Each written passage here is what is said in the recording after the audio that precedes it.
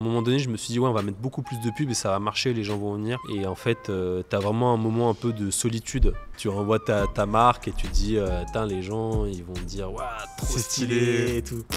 Rien du tout. On avait un site qui devait faire, 100 000 visiteurs par mois, 2000 apprenants par an, donc un truc sympa. J'ai perdu tout mon SEO. Ça, au sujet, ça. Du jour au lendemain, zéro, terrible. J'avais recruté un premier stagiaire à l'époque, j'avais 26 ans, quoi. J'avais jamais géré de personne. Il est parti au bout de 8 jours, tu vois. C'est la première douleur managériale. Tu mets ton produit en ligne, tu mets un peu de pub et il se passe rien, quoi.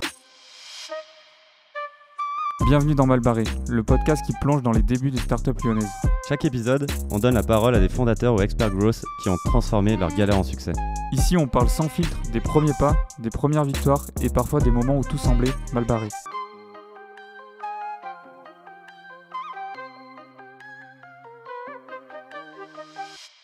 Salut Arnaud. Salut. Merci d'avoir accepté l'invitation dans le podcast.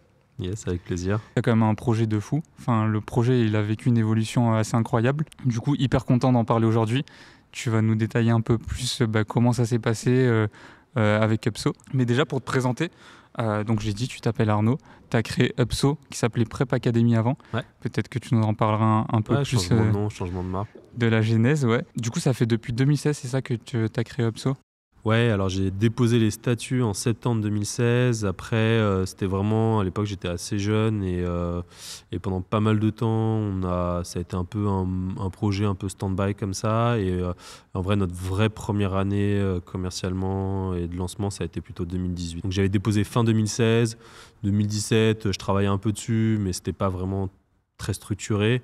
Et 2018, c'est vraiment là où on a vraiment passé, on marque un truc, on commence à faire un petit peu de chiffre d'affaires et c'est là où il y a le lancement. Donc voilà, ça va faire 6-7 ans maintenant. Ouais. Et du coup, pour se rendre compte, aujourd'hui, vous êtes plus de 80 dans la boîte ? Non, on est un petit peu moins. On est 60. Ouais. Et après, comme on fait de la formation, on en parlera après, mais on a pas mal de professeurs qui interviennent dans nos cours pour créer du contenu, pour aider les étudiants. Et là, de mémoire, je ne veux pas dire de bêtises, mais tu peux en rajouter peut-être 60-70 de plus facile. Pour donner un peu l'envergure du projet qui, tu l'as dit, du coup en 7 ans a quand même pas mal évolué. Upso, c'est une solution, c'est un organisme de formation qui va permettre aux gens de se former sur des métiers en fait qui recrutent assez fortement, où il y a de la demande. Du coup, organisme de formation en distanciel, mais aussi en présentiel si possible. Et du coup, toi, tu as créé ça, donc tu le disais, à partir de 2016 et lancement en 2018. Mais avant de rentrer un peu plus dans Upso, j'aimerais déjà te poser une question que j'aime bien poser parce que ça permet aussi de savoir un peu plus qui t'es. Est-ce que tu peux te présenter, mais sans parler de la partie professionnelle ? Ouais, ça marche. Du coup, moi, Arnaud Gracieux, aujourd'hui j'ai 34 ans, je vais sur mes 35 là en fin d'année. Et après, pour me présenter un peu plus, aujourd'hui, les gros piliers de ma vie, c'est déjà ma vie de famille. J'ai une femme, 2 enfants, donc ça me prend du temps, aussi beaucoup d'amour, pas mal de choses.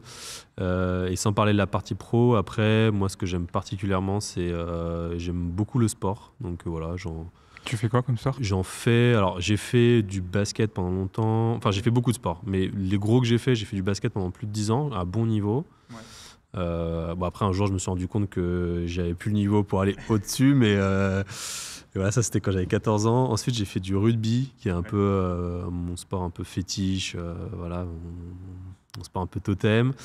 Pas mal de foot aussi avec les copains. Et aujourd'hui, je fais beaucoup, forcément, pas mal de courses à pied. Ouais. J'adore le vélo. Voilà, j'aime bien nager aussi, j'ai fait un peu de triathlon, voilà. Mais voilà. En vrai, aujourd'hui, j'essaie de caser des sessions de sport après à côté de ma vie de famille et mon travail. Ouais. Mais pendant longtemps, ça a été quand même un truc vraiment très fondateur pour moi. Et surtout, je regarde beaucoup à la télé. Voilà. Okay. J'adore ça. Je pense qu'un de mes kiffs un jour, ça serait un jour d'avoir un club, tu vois. Ah ouais, carrément. Ouais, franchement. Je sais pas si je le ferais, mais pas forcément un gros club, mais même un club un peu semi-pro, amateur, ça me ferait... Franchement, j'aimerais bien essayer au moins voir ce que ça donne. Et ouais, parce que c'est un truc que j'aime beaucoup, quoi. Voilà. Et du coup, si tu peux nous présenter, donc j'ai fait le petit pitch par rapport à Upso, mais je pense que tu dois avoir l'habitude, mais si tu devais le pitcher en quelques secondes... J'ai pitché pas mal de fois. Ouais, je pense que là, en 7 ans, quand même... Globalement, ce que tu as dit, c'était parfait. Donc, organisme de formation professionnelle, spécialisé du coup sur ce qu'on appelle les métiers en tension. Donc, c'est des métiers à la fois qui recrutent beaucoup et sur lesquels les entreprises ont du mal à recruter. Bon après, depuis le Covid, un peu tous les secteurs étaient en tension, mais historiquement, nous on s'est positionné plutôt sur des secteurs qu'on appelle du coup le secteur secondaire. Donc tout ce qui est aujourd'hui, on fait beaucoup dans le métier du bâtiment travaux publics, rénovation énergétique. On va lancer là dans 3-4 semaines des formations dans la logistique. Donc voilà, vraiment des secteurs qui recrutent avec du coup un gros focus emploi pour les personnes qui sont formées. Et ensuite, l'autre sujet, oui, c'est un peu la partie. Donc on fait aujourd'hui, historiquement, on a fait beaucoup de distanciel. Ouais. Donc on a plutôt ciblé des métiers un peu de cadre intermédiaire ou des métiers un peu de bureau dans le bâtiment. Donc par exemple, métier de conducteur travaux, de dessinateur du bâtiment, etc. Là, depuis janvier, on fait un modèle qu'on appelle hybride. Donc en gros, c'est 20-30% de la formation à distance, donc en gros la partie un peu théorique. Ouais. Et à côté de ça, on a un plateau technique, donc on a un premier là en banlieue de Lyon à Villeurbanne, où on forme des gens sur des métiers plus manuels, voilà, pratiques. Okay. Donc l'objectif c'était non plus de s'adresser seulement à des métiers un peu de cadre intermédiaire ou de bureau, mais aussi aller sur des métiers manuels. Et voilà, c'est un modèle qu'on a vraiment envie de pousser là dans les prochaines années. Donc l'histoire de Pso, c'est d'avoir écrit avec le distanciel et maintenant on va s'écrire avec les deux, je l'espère. Donc c'est à la fois, tu as la partie quand même du coup service avec les formateurs en fait qui vont parler aux apprenants directement, et tu as aussi un logiciel. Ouais, donc comment fonctionne l'organisme de formation, il y a pas mal de sujets, mais en effet, il y a notamment quand on fait du distanciel, il y a la partie ce qu'on appelle aujourd'hui la partie plateforme d'apprentissage, donc l'acronyme un peu pas drôle, c'est LMS, Learning Management System.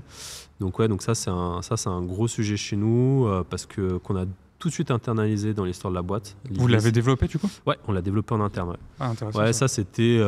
Je pense que à l'époque je me rendais pas forcément compte de l'impact et des investissements qu'il fallait, mais aujourd'hui je regrette pas du tout parce que du coup on a un truc. Vraiment fait maison, qui correspond vraiment à nos besoins et surtout qu'on trouve qu'il y a vraiment un actif différenciant parce qu'on peut pousser des fonctionnalités, modes de contenu qu'on ne pourrait pas faire sur un truc qu'on aurait appris sur étagère.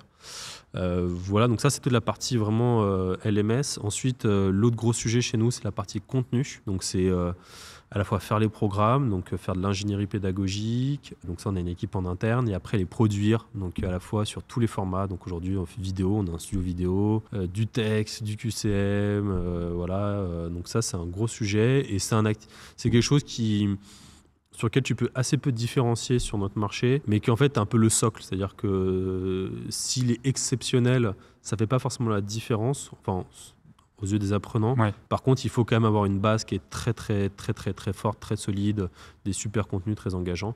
Ouais. Et après, la dernière brique de notre business, c'est vraiment, et de l'organisme de formation, c'est le service. Donc, c'est tout ce qui tu donnes à côté en termes de coaching, par visioconférence. Donc, pour nous, en classe, dans la partie hybride. Ouais. Donc, c'est toute la gestion des formateurs, comment tu gères ça et comment tu accompagnes des personnes nous, on accompagne plutôt des adultes, des gens soit qui sont en évolution professionnelle, soit en reconversion, qui n'ont pas forcément été à l'école depuis longtemps. Ouais. Et c'est vrai que la partie accompagnement, c'est vraiment honnêtement, c'est le gros sujet de différenciation entre les organismes. Un mauvais organisme va faire du mauvais accompagnement généralement, un bon organisme va faire du très bon accompagnement. Quoi. Du coup, on l'a dit, vous êtes à peu près une soixantaine, un peu plus. Est-ce que tu peux nous expliquer un peu la répartition pour qu'on comprenne mieux du coup comment ça fonctionne ? Ouais, donc on a plusieurs équipes. On a une équipe du coup donc pédagogique, donc là qui fait à la fois lancement, mise à jour des formations et gestion des formateurs, à la fois ceux qui créent le contenu parce qu'on passe par des prestataires externes et à la fois ceux qui interviennent en formation. Okay. Donc ça c'est 6-7 personnes à peu près. Ensuite, on a l'équipe accompagnement client, donc eux qui font tout l'accompagnement en formation dont on a parlé, donc appeler les gens, les remotiver, leur dire d'avancer, ce genre de choses. Ouais. Ça, c'est 5-6 personnes, voilà, sont les périodicités. Ensuite, on a toute une partie vraiment acquisition d'apprenants, donc à la fois la partie qu'on appelle chez nous commerciale, donc qui est en sorte de personne qui va accompagner les gens en amont de leur projet.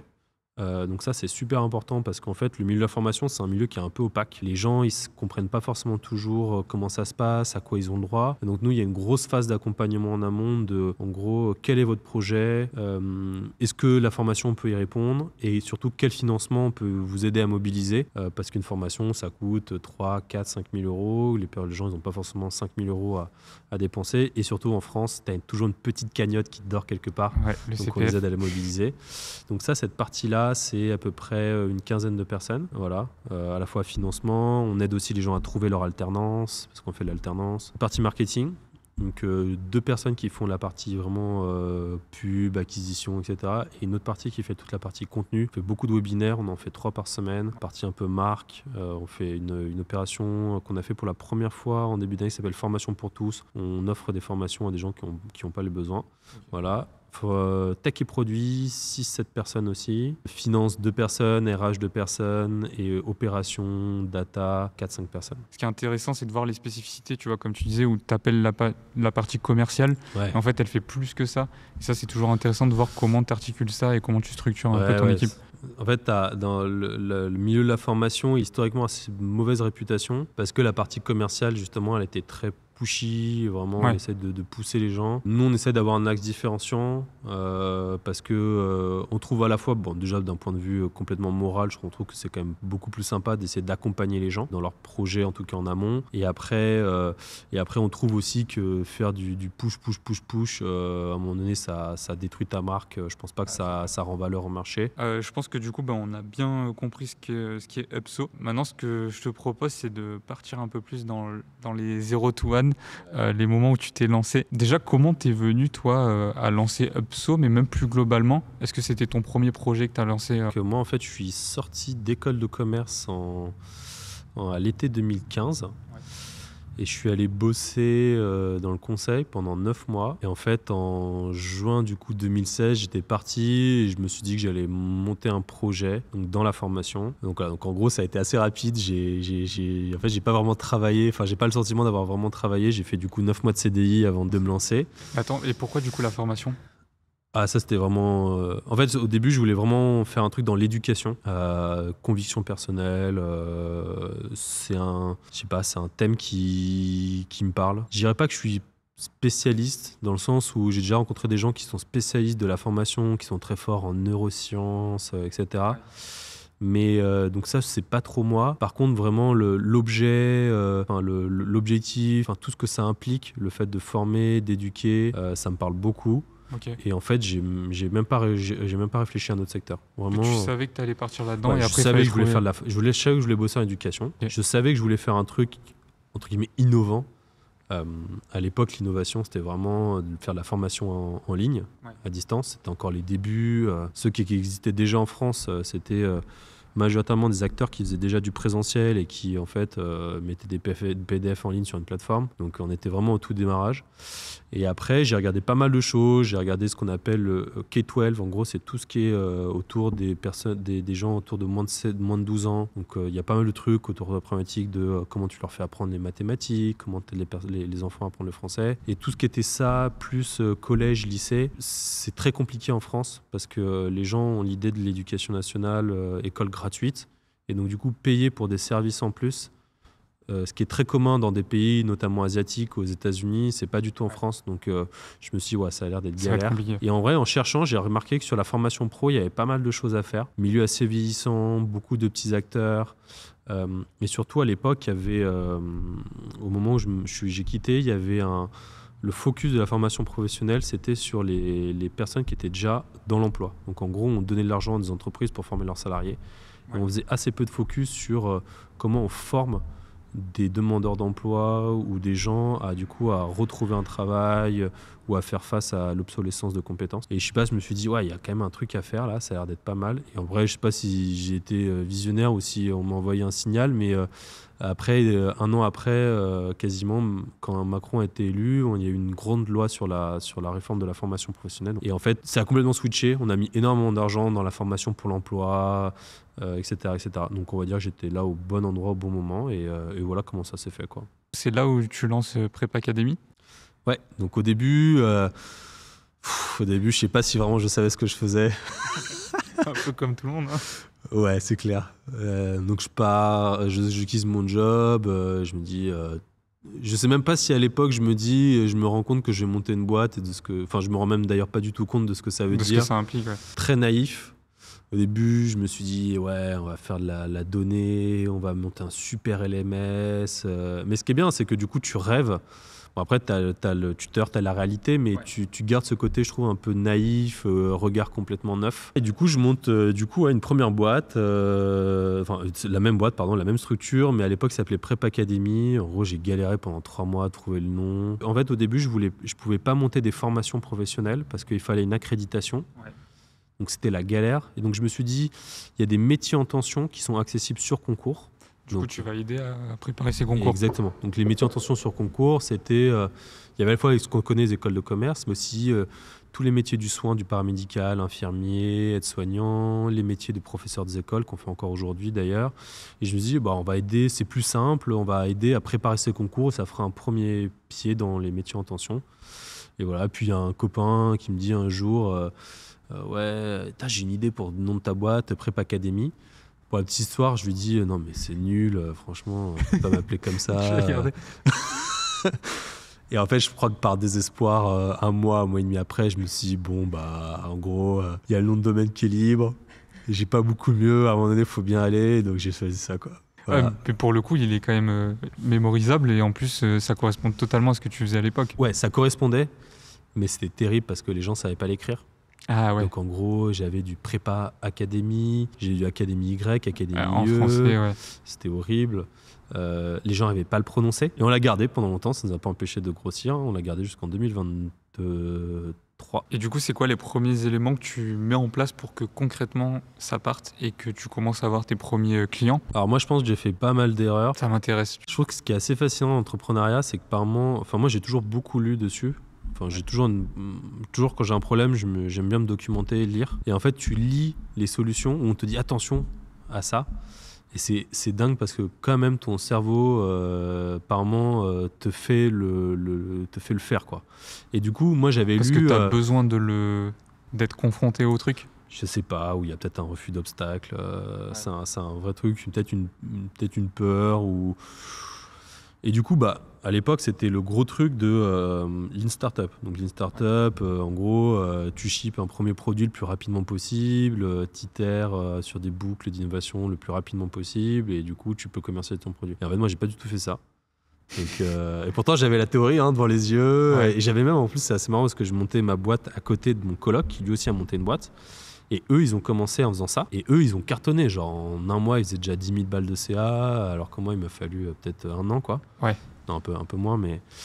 Et voilà, et donc du coup, en fait, au début, comment ça se passe ? J'ai une idée de mon produit et je me dis, il me faut 2 trucs, il me faut du contenu et il me faut une plateforme. J'avais jamais fait de projet web, je savais pas du tout comment ça marchait, donc je me suis formé par moi-même. Voilà, je suis allé regarder un peu comment ça marchait le code, les langages, j'ai essayé de discuter un max avec des développeurs. J'ai trouvé un gars. Évidemment, ça s'est pas bien passé. Il a eu 6 mois de retard dans la livraison. Bref, l'enfer. Et le contenu, je me suis dit, en fait, j'ai pas de thunes. Donc du coup, je vais le créer moi-même. Donc je me suis mis à écrire des cours, des exercices. Et voilà, ça m'a pris peut-être 6 mois, tu vois, le temps de tout avoir. En fait, le gars, il m'a rapidement planté sur la plateforme. Il m'a dit qu'il était en retard. Enfin, la galère, quoi.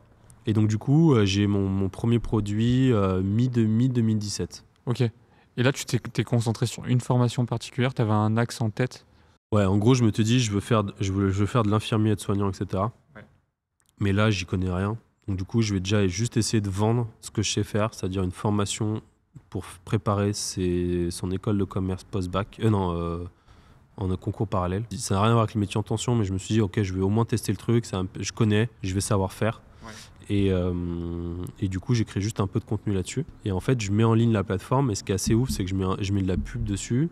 Et en fait, en 3 jours, j'ai déjà un client, tu vois. Quelqu'un qui paye 70 balles, quelque chose comme ça. Mais déjà, c'était ouf pour moi parce que la plateforme a été horrible. Il n'y avait rien derrière. Le gars, la personne, elle m'a fait confiance sur la base de rien, quoi. C'est fou. Ouais. Ça, moi, j'ai un lien Stripe. Tu as toujours cette appréhension du premier client, en fait. Ouais. Moi, jamais j'aurais acheté. Mais t'as le truc que j'ai dit il y a pas longtemps, je crois que c'est le mec le fondateur de LinkedIn qui disait ça. Il dit si t'as pas honte de ton premier produit, c'est que tu l'as eu trop tard. Alors moi déjà je l'ai envoyé trop tard enfin je l'ai envoyé tard. Et oui, j'en ai vraiment limite t'en un peu avais honte honte. aussi. Ouais, un peu honte, ouais, carrément. Mais bon, la personne achète, puis j'en ai une deuxième qui achète 2 jours après. Et là je me dis bon en vrai validation quasi faite. Et là je me dis bah en fait j'ai pas envie de me faire ce truc d'école de commerce, ça me saoule. Et du coup, je vais tout de suite sur les concours paramédicaux. Ok. Et voilà, et après, du coup, on a lancé ça dans la foulée. On s'est concentré sur ça pendant une grosse année, quoi. Concours paramédicaux, infirmiers, aides-soignantes, auxiliaires de puériculture. Truc d'école de commerce, on l'a gardé à côté, mais ça faisait pas grand-chose. C'était pas le focus, quoi. Ouais. Et donc après, la prochaine étape, c'était vraiment de se focus sur ces métiers. Ouais, donc du coup, après, donc on a fait ça pendant, j'ai plus les dates en tête, mais pendant une bonne année. Infirmier, ça a tout de suite bien marché. Franchement, gros métier en tension, des gens passionnés, la barrière du concours qui est quand même une grosse barrière pour les gens. Donc besoin d'un accompagnement, besoin d'être formé, d'avoir du contenu de qualité. Donc trop stylé. Et ensuite, on a fait 2 trucs. Donc là, on doit être en 2019, quelque chose comme ça. On a élargi au concours de professeurs des écoles. Autre gros métier en tension. Pareil, les gens, ils ont besoin d'être accompagnés, ils ont besoin d'être formés pour préparer leur concours. Donc ça a tout de suite super bien marché. Et après, on a signé un deal avec un éditeur, donc ça s'appelait Duno, qui est un éditeur du groupe Hachette. Et là, pour ouvrir de mémoire une 20aine de formations supplémentaires dans les métiers de la sécurité. Donc on faisait gardien de la paix, gendarme, les métiers du social, on faisait éducateur spécialisé, assistant de service social, pareil, on préparait au concours. C'était quoi le deal pour eux, en fait? C'était quoi leur intérêt? Eux, en fait, c'est assez particulier parce que le métier de l'éditeur, enfin aujourd'hui, Hachette ou Editis, c'est des milieux qui marchent très bien. Franchement, ils ont des super marges, c'est des beaux business. C'est historiquement, je crois, Hachette, c'est la vache à lait un peu du groupe Lagardère, donc qui a depuis été cédé. Mais ils avaient un peu une sorte de peur qui était normale, c'est de se dire le papier, c'est pas l'avenir. Du coup, en fait, ils investissaient un peu partout, soit indirectement, ils ont racheté des boîtes, soit ils faisaient des partenariats. Et Duno, c'était un éditeur de livres qui faisait beaucoup de préparation au concours, de métiers en tension, etc., voire même aujourd'hui de formation. Okay. Donc, tu sais, quand tu as un BTS, tu vas acheter un bouquin en plus, donc ils faisaient tous les cours, etc. Et en gros, du coup, pour eux, l'idée, c'est de se mettre un pied dans une boîte qui faisait en gros ce qu'ils faisaient, mais en ligne et avec une couche de service. Okay. Donc voilà. Et donc eux, ils touchaient un peu d'argent, tu vois. Ils avaient une redevance sur les ventes que nous on payait parce qu'on utilisait leur contenu. Ouais, c'était pas des gros montants, donc je pense que ça leur faisait plaisir, mais sans que ça soit vraiment un game changer pour eux. Et par contre, c'était co-brandé du coup. Ouais, c'était co-brandé. Un partenariat avec Duno, on s'appuie sur les contenus de Duno. Donc voilà, vraiment d'un point de vue marque, très stylé. Ouais, pour toi, pour le coup, ça apporte un rassurant énorme. Et un rassurance énorme. Et voilà, et eux, ça leur permettait de voir un peu, je pense, ce qu'on faisait, comment on évoluait, et peut-être un jour d'avoir un deal, quoi. Bon, finalement, l'orientation du groupe Hachette n'a pas été celle-ci, mais ça aurait pu se faire, quoi. Et donc ça t'a permis d'ouvrir des nouvelles formations. Ouais. Donc en fait, en 2020, on a une trentaine de préparations concours sur des métiers en tension. Okay. Donc voilà, sur des secteurs assez peu connus, le social, le paramédical, etc. On avance comme ça, quoi. Et on a une trentaine, ça, sur la plateforme. Et là, tu fais toujours de la pub pour continuer à avoir de l'acquisition ? Ouais, nous on a toujours fait de la pub. Et historiquement, on a été très fort en SEO. Bon, après, dans la suite de l'histoire, on est allé plutôt sur des formations du coup métiers diplômantes et on a progressivement abandonné le concours. Je pense que de toute façon c'était la trajectoire de la boîte. Mais sur le concours, historiquement, on était très fort sur le SEO. On a toujours créé énormément de contenu. Donc on avait beaucoup de référencement naturel. Mais on a toujours mis de la pub. Facebook Ads, Meta, Google Ads. Plus tard, on a mis de l'affiliation. Donc tu as des plateformes dans la formation professionnelle, genre comme maformation.fr, une sorte de, d'Expedia de la formation. Et ils te redirigent vers la bonne formation. Ils te redirigent vers le truc et tu payes un fee à chaque fois, quoi. Est-ce que déjà, jusqu'ici, tu as eu des moments mal barrés ? Ah ouais, un paquet, ouais. Bah, si tu t'en souviens, je suis chaud que tu m'en racontes un ou deux. Il y en a plein. Je pense le truc... Alors, pas forcément mal barré dans la boîte, mais si je parle un peu des moments pas cool, c'est le truc un peu où t'apprends et puis il y en a qui trinquent un peu à ta place. Mais tu vois, j'avais recruté un premier stagiaire à l'époque pour faire l'acquisition. J'avais 26 ans, quoi. J'avais jamais géré de personne. Et en fait, je l'ai mal recruté, je l'ai mal formé. Le gars était pas à sa place. Et en fait, il est parti au bout de 8 jours, tu vois. Ça, c'est vraiment le premier. Coup dur, là. C'est la première douleur managériale, quoi. Ouais. Vraiment le truc où tu dois avoir une discussion difficile avec quelqu'un, t'as la boule au ventre. Ça, c'est pas cool. Mais ça, c'est les trucs qui te forgent le plus. Ça t'apprend à être beaucoup plus exigeant, à la fois dans ce que tu demandes de quelqu'un et de ce que toi, tu lui apportes. Tu te rends compte que tu peux vraiment avoir un impact. On passe quand même pas mal du temps de sa vie au bureau. Ouais, ça, c'est clair. Et en fait, quand tu es un mauvais manager, les gens, en fait, ils subissent, quoi. Voilà. Je crois que après le salaire, c'est la raison numéro 2, du coup, pour laquelle une personne quitte une boîte. Moi, j'aurais dit la première. Hein. Ouais. Il me semble que j'avais entendu que c'était la première. Peut-être première, ouais. Et du coup, ce qui est bien, c'est que du coup, tu t'en es rendu compte rapidement, quoi. Ouais, tu t'en es rendu compte rapidement. Le truc, c'est que toi, tu te fais tout un film, tu te dis « Ah, c'est super, elle va venir m'aider, trop stylé, on va faire 6 mois ensemble, la start-up, on est main dans la main. » Lui, il vient avec beaucoup aussi, je pense, d'attente, et à la fin, tout le monde est déçu. Voilà, donc, mais ça t'aide à progresser. Donc ça, c'est un moment un peu mal barré, en tout cas pas cool. Et après, je pense que le moment mal barré, c'est le classique, c'est tu mets ton produit en ligne, tu mets un peu de pub et il se passe rien, quoi. Après, tu as dit que tu avais eu un client assez rapidement, non ? Ouais. Mais en fait, il y a un client, donc c'est cool. Mais j'ai mis 200 € ou 300 € de pub pour avoir un mec à 50 €. Et en fait, je me dis, ok, je vais monter. Et en fait, ça marche pas comme ça. Je crois que j'ai eu vraiment, à un moment donné, je me suis dit, ouais, on va mettre beaucoup plus de pubs et ça va marcher, les gens vont venir. Et en fait, tu as vraiment un moment un peu de solitude où tu comprends pas trop. Et tu te dis, je comprends pas. En fait, j'ai ma plateforme, j'ai mis mes posts LinkedIn, j'ai mis un peu de pub, j'ai des boucles de mails et en fait, j'arrive pas à en faire un truc bien. Et voilà, et ça te fait poser beaucoup de questions sur la valeur que tu apportes, sur ton modèle d'acquisition, enfin sur beaucoup de choses, quoi. Et ouais, franchement, ça fait un peu mal. Ouais. Et à ce moment-là, qu'est-ce que tu fais ? Du coup, tu pars à interroger des potentiels prospects ou tu essayes de te recentrer sur ce que tu fais ? Allez, aujourd'hui, j'ai les bons réflexes. À l'époque, je n'avais pas les bons réflexes. Et à l'époque, je fais des hypothèses qui ne sont pas les bonnes. Tu vois. Je me dis, c'est peut-être parce qu'en fait, on n'a peut-être pas assez d'avis clients sur le compte Trustpilot. Ou c'est parce que en fait, nos mails, ils ne sont pas assez bien écrits. Ou c'est que la page d'accueil, elle n'est pas assez bien. Et je n'ai pas encore ce mode un peu très itératif, très connecté au client qu'aujourd'hui on a, même qu'on essaie de conserver mais en étant plus gros. Et du coup, en fait, tu perds beaucoup de temps. Donc tu fais un peu de clients, mais tu dis en même temps, ma page, elle est pas belle, il faut que je l'améliore. Moi, ce qui s'est passé les 2 premières années, c'est que tu te disperses énormément. Alors après, il y a un moment donné où tout s'assemble, où tu commences à comprendre, je pense à force de résilience et puis d'apprentissage. Mais pendant longtemps, tu patauges dans la semoule, quoi. Genre, t'avances pas, tu refais tes mails et puis en fait, tu as gagné un petit peu, mais ça change pas le schmilblick. Et c'est là où tu comprends la notion vraiment d'itération, d'être très lean, de tester très rapidement et du coup d'avoir une structure qui est testable rapidement, ce qui n'était pas le cas à l'époque pour nous, parce qu'en gros, on passait par un prestat, donc c'était l'enfer, fallait appeler le mec, il négociait les prix. Enfin, on n'était pas du tout lean, quoi. Genre, donc on a perdu un temps comme ça. Pour toi, est-ce que tu arriverais à nous parler de ce moment où tu te dis ok, là je commence à structurer les choses, et c'est quoi en fait les premières étapes, les premiers piliers que tu mets en place pour dire ok, je vais structurer là maintenant Prep Academy du coup à l'époque? En fait, il n'y a pas de moment où tu te dis là faut que je structure. En fait, ça se fait petit à petit, et la première étape, c'est quand tu sens, et à un moment donné je l'ai senti, quand tu sens que en fait tu mets 1 € dans la cagnotte, et tu as X euros qui sortent et que c'est répétable, que tu arrives à le faire de manière un peu, pas automatisée, mais que ça devient plus naturel. Parce qu'en fait, pendant longtemps, le début des startups, c'est le fondateur qui vend, c'est une pub qui marche bien, c'est des modèles d'acquisition que tu peux avoir, mais à un moment donné, c'est plus toi qui dois vendre, ou plus tout le temps. Tu peux avoir une baisse de perf et ça peut ne pas marcher.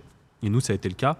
Et en fait, tu travailles là-dessus et un jour, tu as un moment donné où tu as une sorte d'alignement des planètes. Nous, comment ça s'est traduit, c'est on voit que quand on met non plus 1 € mais 2 € dans Meta ou dans Google Ads, on arrive à peu près à avoir le même nombre de leads. Et de l'autre côté, ce nombre de leads, même quand il augmente, j'arrive à intégrer des personnes, à l'époque c'était des freelance sales, qui arrivent à vendre. Et de l'autre côté, j'ai ma plateforme et mon suivi et mon contenu qui font que je passe de 10 à 20 clients par mois et ça marche toujours, tu vois. Et voilà, donc ça c'est la première étape. Et c'est là où tu commences du coup à un peu plus, on va dire, structurer, parce que du coup tu commences à recruter. Et voilà, c'est souvent nous ça a été cette manière-là, cette étape charnière. Et après la structuration, elle se fait par palier. Tu passes de 3 personnes à 7-8. Donc là c'est là où tu commences déjà à avoir des pseudo-mini-équipes, 3-4 sales, 2 devs, je sais pas, un CS, un suivi client. Ça d'ailleurs, c'est toujours intéressant de savoir, du coup, tu as commencé par recruter quel type de profil? Ça, je sais pas si je l'ai fait exprès, je pense pas. En tout cas, je l'ai pas fait de manière consciente, mais j'ai appliqué un truc sans le savoir, je pense, classique. C'est, ouais, je recrutais des gens pour le produit et pour les commerciaux. Et franchement, jusqu'à 20 personnes, tout le reste, c'était moi. Donc en gros, je recrutais des personnes pour faire de l'acquisition client, commerciaux, et un mec en marketing au bout de 5 sales pour faire gérer la pub. Et de l'autre côté, j'avais des techs pour la plateforme et des CS, donc des gens pour le suivi, l'accompagnement client. Et après, un peu de pédagogie aussi. Voilà. Et en gros, je me suis orienté là-dessus. Et ça jusqu'à une vingtaine. Et au bout d'une vingtaine, c'est là où tu te rends compte que tu as besoin d'un RH, une personne peut-être en finance, de compléter un peu avec des trucs annexes. Mais jusqu'à 10-15 personnes, c'était vraiment genre avoir un produit, l'améliorer et le vendre de l'autre côté, quoi. Ouais, hyper clair. C'est vrai que cette vision, elle est pas mal parce que du coup, enfin, c'est les 2 piliers principaux au final de ton activité, quoi. Ouais. Et après, toi, tu faisais le pont du coup avec le reste. Ouais, c'est ça. Et en gros, toi, tu fais l'ajustement. C'est l'ajustement, donc t'es un peu le comptable, mais si t'es pas vraiment comptable. Tu passes un peu de temps avec le suivi client, tu fais les RH, mais t'es pas vraiment RH. Tu fais un peu tout le reste. Et je pense que c'est bien de fonctionner comme ça. Après, moi, je suis seul fondateur, donc, mais généralement, c'est bien de splitter, d'avoir un fondateur qui fait la partie vraiment acquisition et l'autre partie produit, c'est l'idéal. Et ouais, je pense que c'est l'idéal. Et moi maintenant, quand je parle à des entrepreneurs qui commencent et qui me disent qu'ils veulent recruter, je sais pas, une RH alors qu'ils sont 4 ou autre, je leur dis fais gaffe quand même, genre vraiment concentre-toi au démarrage sur j'apporte de la valeur, donc mon produit, mon service, quel qu'il soit. Et j'arrive à faire en sorte que les gens comprennent cette valeur, donc j'arrive à le vendre et vraiment pousser ces 2 trucs-là au max du max et de mettre le maximum d'investissement dessus. Et un jour, ça deviendra une évidence que de toute façon, tu as besoin d'autres choses, quoi. Du coup, si je reformule, quand tu disais par rapport à la partie où tu commences à structurer, si tu dis, donc, comme tu dis, ton produit, il est solide, tu sais qu'il apporte de la valeur et que du coup, les gens, quand ils ont connaissance de ce produit, ils convertissent et éventuellement, ils restent. Ouais. Et en plus, tu sais que quand tu commences à faire plus d'efforts en acquisition, tu vois que ça paye. Ouais. Et du coup, là, tu dis, ok, je peux mettre les bouchées doubles. Ouais, c'est ça. En fait, t'as vraiment, tu le sens. J'avais entendu une phrase qui était Product Market Fit ou Success is obvious. Et en fait, tu le sens. Tu appuies un tout petit peu plus sur les curseurs et en fait, ça bouge pas trop, tu vois. Alors que pendant un long moment, tu appuies sur le curseur et ça bouge. Vraiment, tu mets beaucoup plus de pubs et en fait, ça marche pas. C'est pas linéaire. Ou alors, tu embauches une autre personne, un autre commercial et en fait, c'est pas linéaire non plus. Et à un moment donné, tu trouves un peu ton truc. Ouais. Et c'est cette linéarité-là, c'est le fait d'avoir quelque chose de non contingent. Donc en gros, je rajoute quelque chose, c'est pas le fondateur ou autre, ça n'a pas d'impact, qui fait qu'à un moment donné, tu te dis, ok, là, je tiens mon product market fit, j'ai un truc qui colle avec le marché. Et donc là, je peux commencer, entre guillemets, à rêver plus grand, aller plus vite, faire plus de choses. Mais tant que tu n'as pas ça, en fait, tu dois être obnubilé par est-ce que j'apporte suffisamment de valeur ou est-ce que les gens la captent pas, la comprennent pas assez, quoi. Donc produit sales. Et c'est intéressant ce que tu dis parce que je trouve que c'est pas commun. Tu dis que du coup, quand il y a beaucoup, on va dire, de limite, on peut appeler ça du bruit. En fait, tu fais des efforts, ça peut marcher, comme d'un seul coup, ça peut baisser. Et toi, tu te concentres plutôt sur le côté où tu vois de la stabilité. C'est plutôt ça. Alors nous, on n'est pas une licorne et tout, mais on a quand même eu des taux de croissance à x3, x2. Ouais. Donc tu as un côté un peu passage à l'échelle. Alors on a aujourd'hui un organisme de formation, il y a une partie service, donc on n'est pas purement scalable. Mais pour autant, on a vécu des taux de croissance à x3, x2 encore l'année dernière. Et en fait, cette notion de scalabilité, elle marche seulement si tu commences à avoir un début de modèle qui est répétable et où tu limites un peu l'incertitude. Donc si tu embauches demain 2 sales de nouveau et qu'en fait tu n'arrives pas à maintenir ta perf, c'est qu'il y a un problème soit dans ton produit, soit dans ton acquisition et que c'est peut-être pas le bon moment encore de passer à l'échelle et de structurer, quoi. Ok. Voilà. Et je pense que c'est l'erreur qu'on fait beaucoup de startups à un moment donné, mais qui était appuyé par une volonté d'aller vite, c'est que tu construis, tu mets beaucoup d'argent, et on l'a fait aussi d'ailleurs post-levée de fonds, tu mets beaucoup d'argent et ton modèle n'est pas assez solide, et en fait ton passage à l'étape d'après, il est pas validé, quoi. Et là, c'est là où tu dois tout réparer. C'est un bon conseil, je trouve. Et du coup, maintenant, si on revient sur cette étape-là, parce que où on s'est arrêté, pardon, on était encore sur Prep Academy. Ouais. Qu'est-ce qui s'est passé du coup entre-temps? À quel moment tu t'es dit, je vais arrêter les préparations, je me concentre plus sur les formations? Ça s'est fait encore une fois en pas mal de temps, mais déjà, il y a eu un switch dans la vie de la boîte, c'est que en gros, jusqu'à 2022, on a été autofinancé et on faisait... j'ai plus les chiffres, mais les 2 premières années, on a dû faire x3. Bon, après, on passe de 60 à 220 de chiffre d'affaires. Ensuite, on fait 600. Ensuite, on fait 1,2 million. Ensuite, on fait 2,3 millions, quelque chose comme ça. Il y a un moment donné où tu sens que tu tires un peu les lignes sur ton business plan et tu dis, si je veux continuer à faire ce x2, Ouais. il y a un problème, j'ai un trou, j'ai pas assez d'investissement, je crée... Il y a un trou de trésorerie, ça marche pas en fait. Et c'est là où tu as un peu le dilemme entre est-ce que je tasse ma croissance et je reste autonome chez moi, quasi 100% du capital, ou est-ce qu'à un moment donné, je continue d'avoir cette grosse ambition, mais ça suppose d'aller chercher d'investisseurs. Et il n'y a pas eu trop de doutes dans ma tête. Je me suis dit, ok, moi je veux toujours aller chercher ces jolis taux de croissance, pouvoir beaucoup plus investir sur mon produit. Tu vois, au bout d'un moment, tu es un peu frustré parce que tu es capé par ton autofinancement. Du coup, tu ne peux pas autant investir dans la pédagogie que tu aimerais, pas autant dans la plateforme. Et voilà, j'avais pas mal de sujets autour de ça. Et du coup, en 2022, on a essayé de lever des fonds. Donc, on a pris 4,3 en capital et 3 millions en dette. Voilà.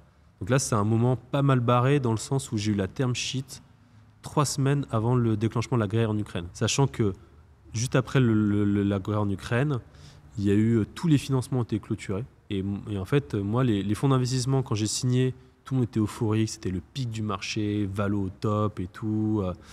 Et 2 mois plus tard, c'était Armageddon, c'était catastrophique. Donc vraiment, on est passé dans le trou de souris, ça c'était génial. Et en fait, cette levée de fonds, elle actait aussi un truc, c'est qu'on avait déjà 1 an auparavant lancé une formation de la métier diplômante. Donc on avait eu l'accréditation pour délivrer un diplôme d'État. Et ça a super bien marché, donc sur le métier de conducteur de travaux. Et on s'est dit, on veut aller beaucoup plus loin là-dedans. Et donc on veut développer cette partie-là. Et donc on fait cette levée de fonds, on développe cette partie du coup formation. Ouais. On lance 3, 4, 5, 6, je sais plus, en 1 an. Et voilà. Et à un moment donné, on a eu en 2023, ça a été assez compliqué. On n'a pas fait les taux de croissance qu'on voulait. C'était pas facile. On a eu une prise de conscience, c'est qu'on diluait énormément des efforts. C'est-à-dire qu'on avait 30 préparations concours. On avait à peu près un peu moins de 10 formations métiers. On avait un énorme catalogue. Et en fait, c'était trop gros. Ouais. On ne pouvait pas maintenir la qualité partout. Et à un moment donné, décision prise en mars de l'année dernière de se dire on ne pourra pas bien faire les deux. Et donc, du coup, il faut en choisir un. Et en vrai, du coup, on a choisi la formation métier, diplômante, parce que c'était beaucoup plus en accord avec notre mission un peu, d'aider les personnes à retrouver un travail, de l'emploi, le focus emploi, parce qu'aussi ça avait beaucoup plus de potentiel marché, voilà, que ça avait beaucoup plus de pertinence à plein de niveaux.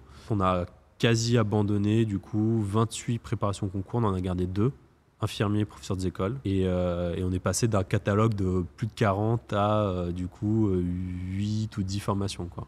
Ouais, donc refocus total, quoi. Ouais, refocus, et en vrai ça a été la meilleure des décisions. En fait, on s'éparpillait. Donc on faisait un peu de social, un peu de BTP, et en fait on était bon nulle part. Et le fait d'avoir rationalisé et de s'être concentré, ça nous a permis de faire beaucoup plus de contenu, de webinaires dans le bâtiment par exemple, de lancer des formations dedans, de devenir beaucoup plus expert, vraiment de concentrer nos efforts. Et donc à la fois d'un point de vue santé financière de la boîte, c'était top, et aussi d'un point de vue vraiment valeur apportée aux clients, c'était beaucoup plus fort, quoi. Et en fait, ça a vraiment aidé. C'est à ce moment-là que vous changez de branding? On avait changé 1 an auparavant déjà, juste après la levée de fonds. Je sais pas si à refaire je le ferais. Pourquoi? Parce que c'est une galère. J'avais animé un jour un mini workshop sur le changement de marque. Et j'avais eu ce conseil-là, si vous n'êtes pas obligé de le faire, ne le faites pas. Quels étaient les enjeux du coup? Il n'y a pas vraiment d'enjeu. L'enjeu, je pense, c'est qu'on avait de l'argent, qu'on se disait, ouais, le nom, il est pas ouf. T'en avais marre, t'étais lassé. J'en avais un peu marre, j'étais un peu lassé. Et je me suis dit, s'il y a un moment donné, il faut faire un rebranding, c'est maintenant. Comme ça, en plus, on l'annonce au même moment que la levée de fonds, trop cool. Et voilà. Et donc, franchement, c'était très enthousiasmant de se dire que tu allais changer de nom, changer de marque, refaire un peu ton. On avait pris une super agence. Pour le coup, il est très stylé aujourd'hui. J'ai pas l'historique d'avant, mais aujourd'hui, il est très stylé. Ouais, c'était très stylé. Donc, le positionnement, c'était l'agence qui l'avait fait. En même temps, vu le prix, je pense que ça peut. Pas qu'ils m'entendent, mais et en fait, donc le changement de positionnement de marque, ça trop cool, franchement. Le truc un peu, la brand plateforme, c'est un peu le truc qu'on te vend, mais quand tu le fais avec un professionnel, c'est assez impressionnant. Et là, en plus, tu parles du positionnement, du coup, de ce que tu disais sur les préparations où tu es passé full formation. Ouais, donc là, vraiment, le positionnement, c'était, il devait marcher sur les deux, donc c'était vraiment un focus très employabilité, vraiment qu'est-ce qu'on veut faire, où est-ce qu'on veut positionner la marque, sachant que dans mon formation professionnelle, tu as beaucoup de gens qui sont un truc très institutionnel, c'est formez-vous à distance, changer de vie. On n'aimait pas trop ça, un truc c'était un peu je sais pas, un peu cucu, un peu faux, et nous on a vraiment voulu avoir ce focus emploi. Donc ça c'est un truc qu'on a vraiment travaillé aussi, comment tu repositionnes ton design, parce qu'on a changé complètement de design. Ça trop cool. Et dans le lot il y avait le changement de nom. Et en fait, le changement de nom, franchement, ça a été un truc très décevant, très déceptif. Parce qu'en fait, on s'en rend pas compte, mais changer de nom, c'est 90% en fait de légal. On pense qu'on va arriver, on va brainstormer et tout. Non, c'est en fait, écoute Coco, nous, on a 500 noms. Donc ça, c'est assez ouf. Ils trouvent des noms à la volée, comme ça, les mecs, ils se font des sessions. Ils te disent, bon, bah là, on t'en a shortlisté une 60, 70. Et toi, tu dis ce que tu veux. Et un des premiers commandements que te donne le chef de projet en arrivant dans la salle, c'est on ne tombe pas amoureux d'un nom. Parce qu'en fait, on va le passer au légal. Ouais. Et en fait, voilà. Sur les 60 noms, moi, j'en avais shortlisté 20, 25 que je trouvais stylés. Ouais. Et à la fin, il y en avait 2 qui étaient disponibles. Évidemment, c'était pas les 2 favoris, tu vois. Ultra déceptif. Terrible. Bah ouais. Bon, après, au moins, ça te. Voilà. T'as moins de choix et du coup, c'est plus facile à choisir. Moins de choix, mais du coup, c'est un peu déceptif. Tu te dis, je voulais avoir un super nom pour ma boîte. Voilà. Bon, le .com, évidemment, il est pris. Il coûte une fortune. Donc, tu dois te rattraper sur le .co. Et après, tu as l'avocat qui arrive. Et alors là, l'avocat, c'est là, c'est un peu compliqué. Tu as un risque. Donc, tu déposes ton nom. Et ensuite, tu as 3 mois pour que les gens t'attaquent. Donc, ce qui fait que tu peux, pendant 3 mois, il ne se passe rien. Puis, voilà, on est parti sur Opso. Honnêtement, on trouvait ça cool, ça veut dire s'élever en grec. Petit côté un peu jeune, je voulais un nom très court, 2 syllabes. Voilà, ça n'a pas fait l'unanimité, je crois, auprès à la fois de nos investisseurs ou des personnes un peu externes, mais moi je l'aime bien, et puis aujourd'hui on s'y est fait, quoi. Et après, le deuxième truc que je voulais dire aussi, pourquoi je conseille de ne pas le faire, c'est qu'il faut tout changer. Et là, c'est énormément de défocus de ton équipe, c'est quasiment 3 à 4 mois où il faut changer le site, donc ton équipe tech, elle fait que ça. Il faut changer tous les supports, il faut changer les visuels, il faut changer les wordings. Et en fait, tu te défocuses énormément de ton business, donc il faut vraiment être sûr à 200% que tu n'as vraiment pas le choix et que ça t'apporte vraiment beaucoup de valeur. Tu as senti une différence du coup de ce changement d'image de marque auprès de tes clients? C'est un moment mal barré, tu renvoies ta marque et tu te dis, les gens, ils vont te dire, ouais, trop stylé et tout. Rien du tout. C'est terrible. Hein. Et pourtant, on avait un site qui devait faire... je sais pas, 100 000 visiteurs par mois, 2000 apprenants par an, donc un truc sympa. Donc tu dis, il y a bien une dizaine de personnes qui vont venir te dire que vous avez super bien bossé. Les gens s'en foutaient, c'est terrible, s'en foutaient. En fait, eux, ils voulaient juste aller sur la plateforme, faire leur formation, avoir les bons contenus et la position de marque. Voilà. Après, peut-être qu'on était pas assez gros, peut-être pas assez market. Je pense aujourd'hui quand même que ça nous sert, ça apporte une lisibilité. Quand tu regardes le site, c'est vrai qu'il est assez engageant. Ce qui n'est pas le cas avant. Tu as un positionnement qui est fort, mais sur le coup, les gens s'en fichaient, quoi. Bah en fait, c'est là ma question, c'est est-ce que ça n'a pas eu un impact du coup sur ton acquisition d'après, où tu as senti que l'acquisition était meilleure par rapport à avant? Franchement, assez peu. Mais ouais. je pense que on avait une acquisition qui était très, très dépendante de la pub. Après, je pense que ce qu'on a découvert aussi, c'est qu'en fait, un site... et une marque, il faut la faire vivre, il faut faire des opérations, il faut communiquer, il faut mettre du budget dessus. Et nous, on a commencé à switcher aussi vers ça pour développer cette partie-là. Mais historiquement, c'était pas notre point fort, on était autofinancé, donc tu vois, on n'avait pas le temps d'aller mettre de l'argent dans des OP de marque pour faire connaître. Et on n'avait pas cette appétence-là. Et en fait, je pense qu'on s'est dit, on va faire un super site et les gens vont s'en rendre compte. Et en fait, je pense que c'est comme au début. En fait, si tu le travailles pas, si tu fais pas vivre, si tu donnes pas envie, ça a assez peu d'impact, quoi. Et voilà. Aujourd'hui, je pense que par contre, oui, ça nous sert. Ça a un gros côté rassurant. Ça ancre un peu le nom dans les têtes. Ouais, c'est clair. Et Voilà. Mais à l'époque, non, du jour au lendemain, ça change pas grand-chose, quoi. Et par contre, ça t'a pas desservi, dans le sens où t'as pas senti une J'ai perte de perdu, cœur. j'ai perdu tout mon SEO. Ah ouais. Ouais, ça, au sujet, ça. Du jour au lendemain, zéro. Hein. Terrible. 6 Le mois. SEO sur le nom de marque, du coup. En fait, Google, il te référence sur le nom de domaine Prep Academy. Bon, là, on reste dans un truc technique, mais dans ta Search Console, tu dis je change de nom de domaine. Donc, Prep Academy n'est plus Prep Academy, ne devient Upso. Donc là, il faut que toutes tes redirections qui soient prêtes. Sauf qu'en fait, Google, il met 6 mois à réanalyser ton site, le comprendre, te remettre sur les bonnes positions. Et en fait, pendant 6 mois, tu perds tout. Ah ouais. Vraiment, nous, on avait on avait des centaines de leads par mois de SEO et du jour au lendemain, on est zéro. Et donc, même avec les redirections et tout, Non, tu perds. Donc, au début, les 2 premiers jours, j'ai dit, ouais, ça se maintient, trop stylé. Et en fait, ça baisse. Au bout de 10-15 jours, tu as tout perdu. Et après, pendant quasiment 5 mois, on a eu pending sur la Search Console, transition en cours. Et un jour en septembre, plus pending. Donc la transition est faite. Et pareil, tu retrouves un peu ton trafic, mais on a retrouvé, et c'est à peu près le standard de marché, 70-80% de notre, on va dire, de notre force SEO. Mais 20% parti à la poubelle et pendant 6 mois, zéro, quoi. Un drop de business énorme, quoi. Donc c'est pour ça, à chaque fois, je dis, souvent on a un côté très créatif, on dit, un changement de marque, c'est trop stylé et tout. Et c'est vrai que c'est cool, mais il y a beaucoup de choses à côté qui font que c'est une décision vraiment importante à prendre, à pas prendre à la légère, qui demande beaucoup d'argent, tant d'un point de vue légal, que d'un point de vue tant de tes équipes, que d'un point de vue éventuellement perte de référencement naturel pendant, on va dire, un bon semestre, quoi. Et ça me fait penser, je sais pas si tu avais vu du coup le rebranding de Lydia, qui avait été Ah oui, complètement Sumeria. foiré. Ouais, c'est terrible. Celui-là, il était gros foirage quand même. Ah, les 2 applis, c'était pas clair. C'était horrible. J'ai toujours pas compris, je crois, d'ailleurs. Non, ils ont remis Lydia, mais tu peux continuer avec Sumeria. Enfin, Ouais. c'est un Donc bordel. moi, là, tu vois, ma sœur, elle m'a envoyé pour le cadeau de mon frère un Lydia. Donc je reçois un mail de Lydia, mais je clique, j'arrive sur Lydia, elle me dit non, faut payer sur Sumeria. Je paye sur Sumeria, je me dis waouh. C'est un bordel. Mais ce qui est fascinant dans ces trucs-là, c'est que tu vois, c'est ça qui est fascinant dans l'entrepreneuriat, c'est que tu as des trucs qui sont tellement évidents.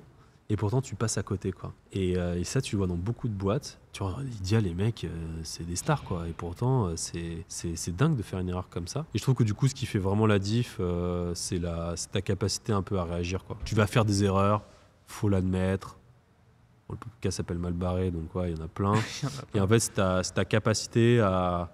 Pas d'ego, allez, c'est dur, tu vas aux toilettes, tu te mets un peu d'eau sur la nuque, tu souffles 10 minutes, tu prends un café, et après c'est reparti, on va régler le problème, quoi. Et c'est ça qui fait un peu la différence. La finalité, c'est est-ce que ça apporte quelque chose aussi à tes clients finaux ? Ouais, bien sûr. Tu vois, et je pense qu'aussi le biais là, dans ce que tu dis, c'est qu'aussi peut-être que ta cible, elle n'est pas du tout sensible à ces choses-là.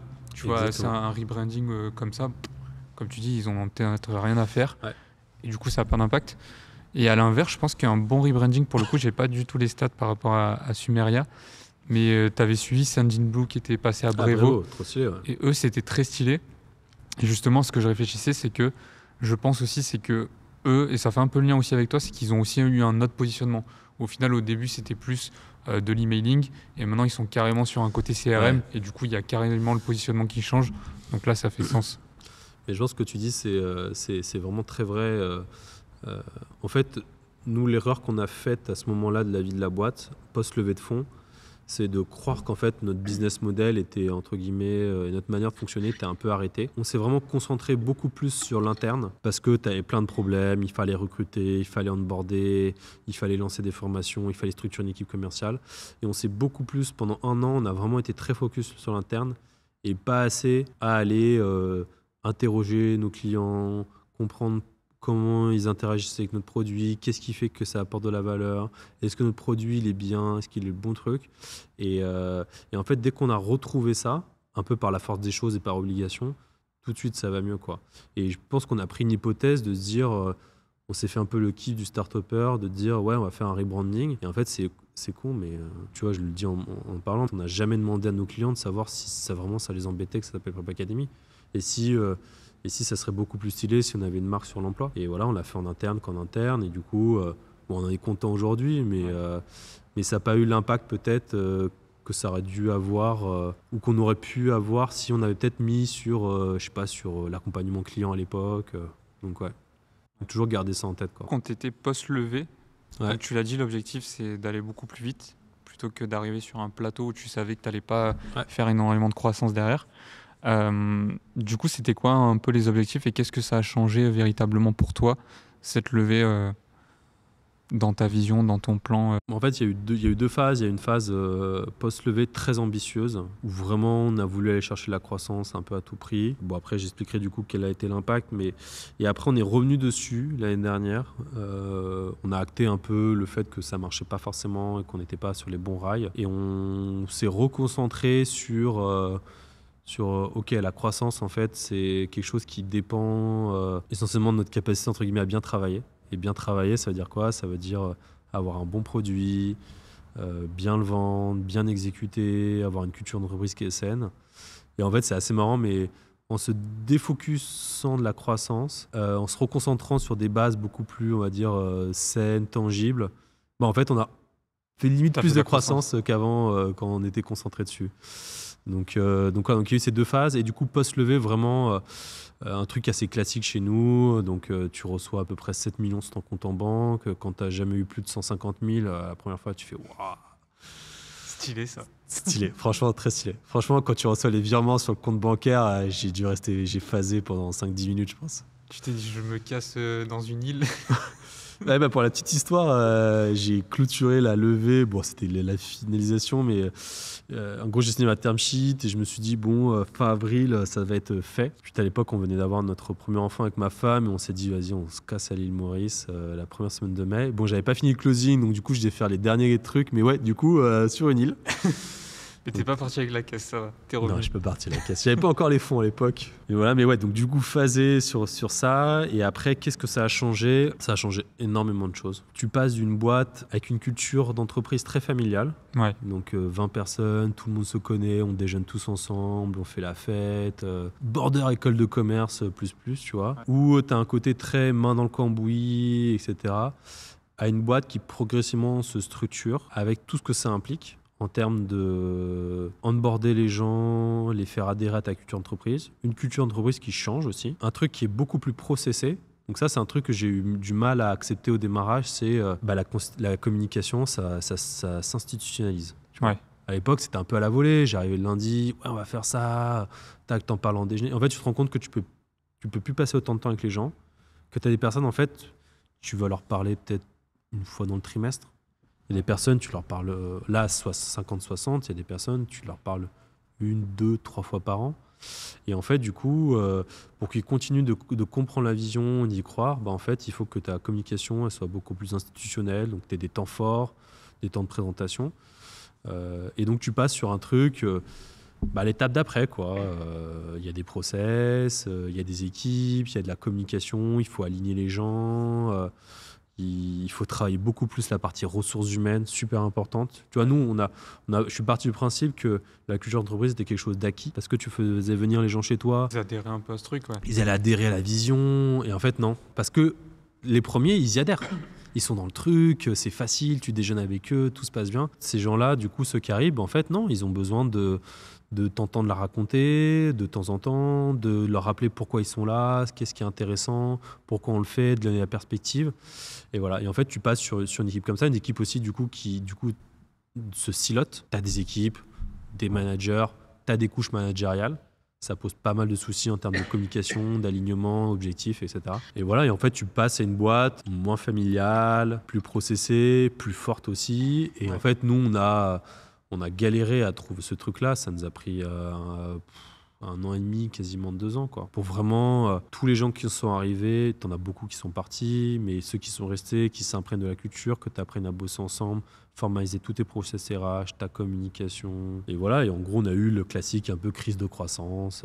Tu fais venir beaucoup de gens, ils sont pas très bien intégrés, du coup, turnover, t'as pas les bons process, donc en fait, t'as de la qualité qui baisse de partout. Et voilà, et après, tu fais, comme j'ai dit tout à l'heure, tu vas aux toilettes, tu te mets un peu d'eau sur la nuque, un café, et puis tu dis, bon, voilà, va falloir faire des choix, quoi. T'avais des objectifs, du coup, déjà bien en tête après ta levée? Tu savais que, je sais pas, tu devais doubler l'équipe commerciale, par exemple, ou c'est plus au fur et à mesure en fonction de... Non, j'avais un plan quand même. Alors, il y a le grand mensonge de la Startup Nation entre le business plan que tu vends aux investisseurs et le business plan réel. C'est assez fascinant. J'avais écouté la partenaire d'un gros fonds qui s'appelait, je crois, Ilaya ou quelque chose comme ça, qui disait en fait le business plan à 100 millions, on n'y croit pas. Mais si un entrepreneur ne nous le présente pas, pour nous, ça veut dire qu'il manque d'ambition. En fait, une fois que tu as compris ça, tu as tout compris. Du coup, tu leur vends le business plan à 100 millions et tu leur dis, en fait, il y a peut-être... Enfin, c'est admis, tu n'as même pas besoin de le dire, que y a un cas de figure où ça peut se passer comme ça. Voilà. Mais eux, de toute façon, ton business plan, ils le prennent, ils le dégradent. Et donc, du coup, entre le business plan qui a été vendu et ce qu'on a réussi à délivrer, il y a un delta. Mais d'une manière générale, je savais qu'il fallait qu'on passe de 20 à peu près 50-55. Parce que c'était un peu la taille d'équipe qu'il nous fallait pour aller chercher, du coup, à peu près 10 millions d'euros de chiffre d'affaires. Et voilà, qu'il fallait recruter un peu sur tout ça. Tu avais un business plan quand même assez bien écrit, quoi. Ouais. On a toujours été très structurés, nous, sur cette partie-là, vu que autofinancé, on faisait vraiment attention à nos tableaux de bord, à la gestion du cash. Je pense que c'est un truc qu'on a eu tout de suite. Donc, on avait ce business plan-là post-levée qu'on devait dérouler, quoi. Et pour le coup, c'est assez rapide parce que tu disais donc 2022-2023, vous êtes 20. Recruté. Ouais. Et donc là, aujourd'hui, et 60. Un an plus tard, mais même un an plus tard, on est déjà à 50. Hein. Ah ouais. C'est vraiment d'un coup, quoi. Il faut y aller. Ouais, on a bourriné, on a beaucoup recruté. Après, on a eu du coup cette phase un peu de crise de croissance, un peu classique. Du coup, tu as une partie des gens, ceux qui en fait sont pas venus pour les bonnes raisons, ceux qui sont venus en fait pour la levée. Beaucoup de gens qui viennent parce que en même temps, c'est cool, hein. Franchement, la boîte, elle a levé, tu as des grosses ambitions, c'est cool. Et en même temps, c'est aussi notre responsabilité de ne pas avoir suffisamment travaillé l'onboarding, la culture d'entreprise. Et en fait, ces gens-là, en fait, au bout de 6, 8, 12 mois, tu te rends compte et eux se rendent compte souvent qu'ils ne sont pas au bon endroit. Ils quittent une partie du bateau. Et là, du coup, moi, je trouve que la vague 2, on va dire, de recrutement a été beaucoup mieux, du coup, gérée. Et on a des gens qui sont quasiment, en grande partie encore là aujourd'hui. Alors que la vague 1, le turnover était très fort, quoi. En fait, il y a eu cette vague 1 pour un peu apprendre, ajuster, vague 2. Dès mars-avril 2023, du coup, 1 an après la levée à peu près, on était déjà plus d'une cinquantaine. Et d'ailleurs, ça me fait penser à un truc. Du coup, quand je préparais le podcast, je lisais du coup le communiqué que tu as fait sur le blog où tu parlais de la levée. Et ce que je trouvais assez stylé, c'est t'as rappelé toutes les personnes en fait, qui avaient participé à HubSpot. Ouais, je trouvais ça cool. Ça très cool. Ouais. C'était un truc qui me tenait à cœur. Et j'ai même listé les gens à qui ça s'est mal passé. Ouais. C'est un truc. Je pense qu'il y a eu le premier stagiaire. Ouais, il y a eu le premier stagiaire. Ouais, il était dedans. Ouais. Le pauvre. Il a essuyé les plâtres. Mais j'ai listé tout le monde. C'est un peu le truc, un peu tarte à la crème. Et en vrai, l'échec, ça te fait un peu grandir, t'en apprends. Ouais. Et je trouve que même tes recrutements ratés ou tes gens qui, à un moment donné, ont atteint plein fond de verre et sont partis, honnêtement, j'ai de la considération pour tout le monde, tu vois. Bon, il y en a, ils m'ont saoulé ou ça s'est mal passé. Ouais. Mais je trouve que d'une certaine manière, t'as un apprentissage. Ils t'ont apporté quelque chose. Et par moments, même quand ça t'a apporté quelque chose de mal, c'est toujours un apprentissage. Donc, j'ai cité tout le monde. Non, je voulais rentrer un peu plus dans la partie acquisition. Ouais, vaste sujet. Ouais, vaste sujet et surtout hyper intéressant parce que c'est le nerf de la guerre. Est-ce que tu pourrais nous dire comment ça se décompose du coup ta partie acquisition côté HubSpot? Je vais essayer de faire un fou. Je vais déjà expliquer ce qui est spécifique à notre business parce qu'on a des trucs qui sont très spécifiques et après essayer d'en tirer peut-être des conclusions peut-être un peu plus générales.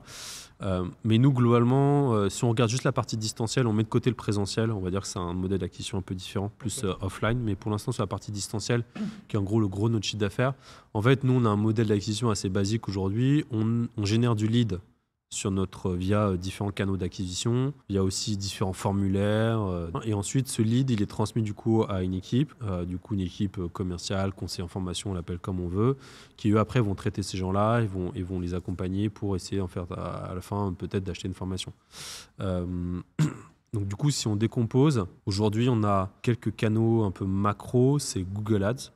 Donc, qui marche très bien chez nous, canal très intentionniste, etc., qui a toujours bien marché. On a l'autre canal qui a pris le dessus en la position numéro 2 au cours des 2 dernières années, mais c'est l'affiliation, donc ce dont je parlais tout à l'heure sur les agrégateurs de formation, etc., genre type maformation.fr. Donc ça marche bien, c'est ainsi intentionniste. Et après, on a les canaux moins intentionnistes, genre notamment Meta, donc Instagram, Facebook. Et là, on a vraiment vu depuis en 4-5 ans vraiment une baisse des performances. Ouais, franchement, moi quand j'ai commencé 2018-2019, le lead coûtait pas très cher, c'était assez quali, c'était bien ciblé. Je crois que toutes les histoires autour de Cambridge Analytica... Il y a eu le iOS 14 aussi qui a fait iOS du mal. 14, ça nous a fait du mal énormément. Et en fait, on a vraiment vu la perf. Et aujourd'hui, c'est vraiment le canal qu'on active quand vraiment on n'a pas assez de leads pour l'équipe commerciale, quoi. Ah oui, ok, tu le coupes complètement et tu fais des... Si on peut faire 100, franchement, on fait 100 parce que les perfs, elles sont cata, quoi. Et après, on a le référencement naturel. Donc, référencement naturel, donc là, travail de longue haleine, performance du site, contenu. Et ça, c'est top aussi. Et ça, on booste pas mal là-dessus. On a déjà fait, je crois que c'est 10% à peu près aujourd'hui de nos leads. C'était 5% il y a un an. Et c'est un truc qu'on veut monter à 15, 20... dans la prochaine année, quoi. Donc voilà. Et après, nous, on arrive sur... et après, nous, il y a pas mal de possibilités de s'inscrire. Tu peux faire une période d'essai, tu peux faire une demande de rendez-vous avec un conseiller pour qu'il t'accompagne dans ton projet. Tu peux faire une demande de brochure, tu peux faire une demande de simulateur de financement. Voilà, tu as pas mal de choses comme ça. Et ensuite, le lead généré, il arrive à l'équipe commerciale. Et nous, on a une spécificité, c'est qu'en fait, on a spécialisé nos équipes en secteurs. Donc, on veut des gens qui connaissent parfaitement le BTP, des gens qui connaissent parfaitement la compta, des gens qui connaissent parfaitement la rénovation énergétique. Donc, vraiment spécialisation sectorielle. Ouais. Et on a fait 2 spécialisations. C'est tout ce qui est financement complexe. C'est lorsque la personne, elle veut mobiliser un financement, genre un dossier ou un truc comme ça. Donc, on l'aide à faire le dossier. Et la partie alternance, où là, on aide les gens à trouver leur alternance. Donc, on les aide à refaire leur CV, l'aide de motivation. On les accompagne à bien chercher des entreprises, à bien se présenter. On leur fait même des simulations d'entretien. Donc, au final, c'est de l'avant-vente, en fait, cette étape.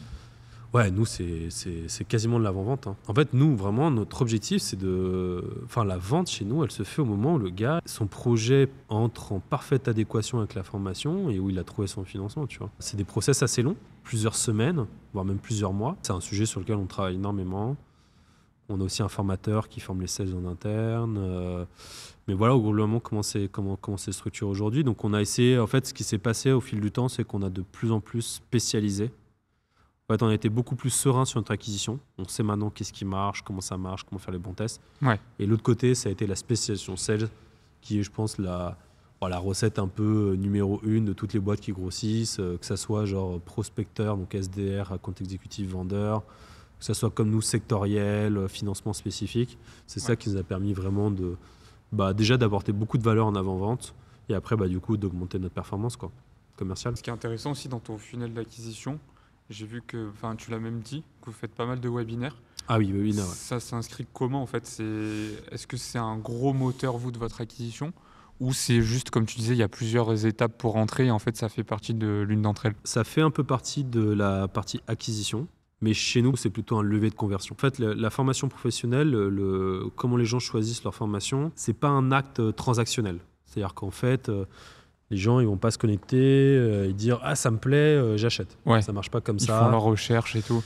Ils font leur recherche. On doit les avoir 2-3 fois au téléphone. On doit leur envoyer du contenu. Il faut déjà qu'ils cernent bien leur projet professionnel, qu'ils aient le bon financement. Et après, il y a tout un volet réassurance parce que ça fait peur. Les gens, ils disent « Ok, je vais mettre 4 000 €, 3 000 € de CPF, 6 000 € de ma poche. Je vais y passer 8 à 10 mois. J'ai une vie de famille à côté. J'ai une vie pro. Est-ce que je vais pouvoir y arriver? Comment ça va se passer ?» Il y a plein de questions. Et donc, du coup, l'objectif notamment avec les webinaires, c'est d'essayer de lever un peu tous ces freins et de créer de la confiance. À partir du moment où on a créé de la confiance, après, voilà, les gens, ils sont maîtres de leur choix, ils font leur choix.